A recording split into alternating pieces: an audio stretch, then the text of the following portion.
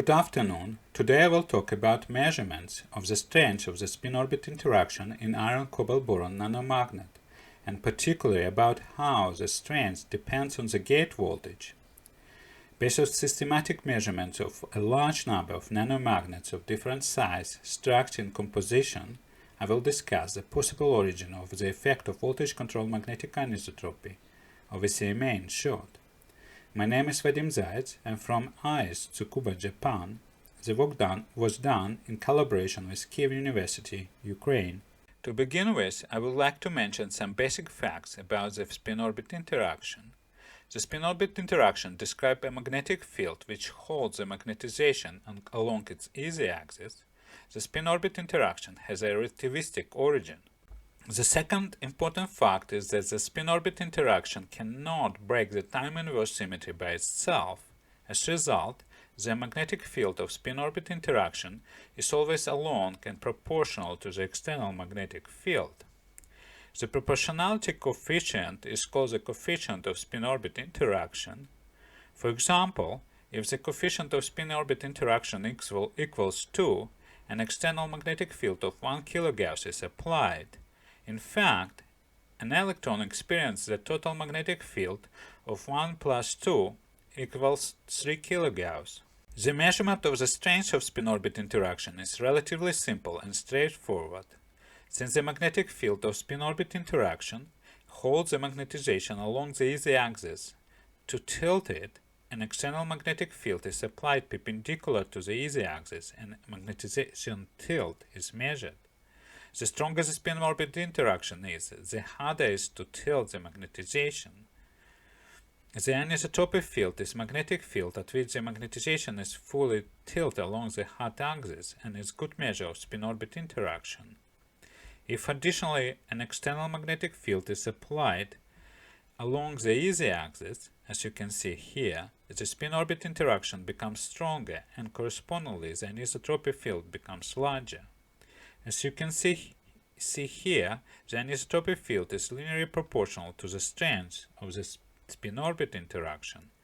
Therefore, a measurement of anisotropy field versus external field gives the strength of spin-orbit interaction. In iron-cobalt-boron nanomagnet, the spin-orbit interaction is stronger at the interface than in the bulk. As a result, a multilayer nanomagnet, which has a larger number of interfaces, has a stronger spin-orbit interaction. This graph shows the measured coefficient of spin-orbit interaction versus measured anisotropy field. Each dot corresponds to one measured nanomagnet. The dots of the same color and shape correspond to different nanomagnets fabricated on the same layer. Stars correspond to a multilayer nanomagnets. As you can see, coefficient of spin-orbit interaction is positive and large in all multilayer nanomagnets. In contrast, in single-layer nanomagnets, coefficient of spin-orbit interaction is small and can be either positive or negative. The thicker the nanomagnet is, the smaller the spin-orbit interaction becomes.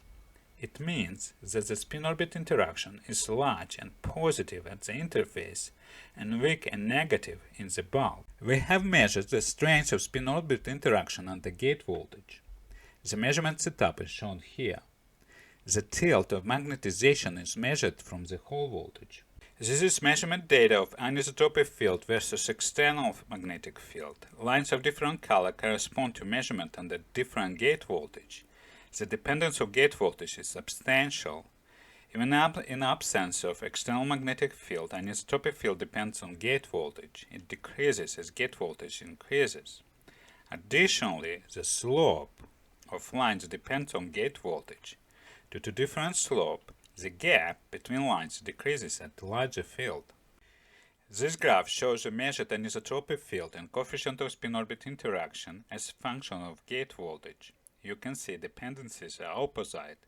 Anisotropy field is largest at negative gate voltage and coefficient of spin-orbit interaction is largest at positive gate voltage.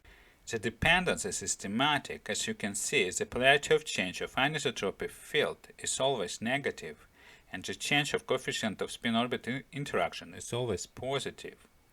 The multilayer nanomagnet with large spin-orbit interactions, which are shown by stars, do not have particularly large VCMA. The probable reason for that is substantial contribution of the modulation of demagnetization field by the gate voltage to the VCMA effect. Please check the details here. I would like to finish with two small but important notes. The first note is that the existence of field-like torque contradicts with the laws of quantum mechanics, and particularly it violates the important conservation law associated with the time inverse symmetry. Please stop using this non-existent torque. The second note is about the speculative data interpretation of the second harmonic measurement. The data of second harmonic is influenced by several independent effects, which are listed here. The data of second harmonic alone cannot distinguish the contribution of each of these effects. Each of those contributions can be measured by independent direct measurement method. Please do not give a speculative interpretation of the data of second harmonic without a support of data of an independent direct measurement.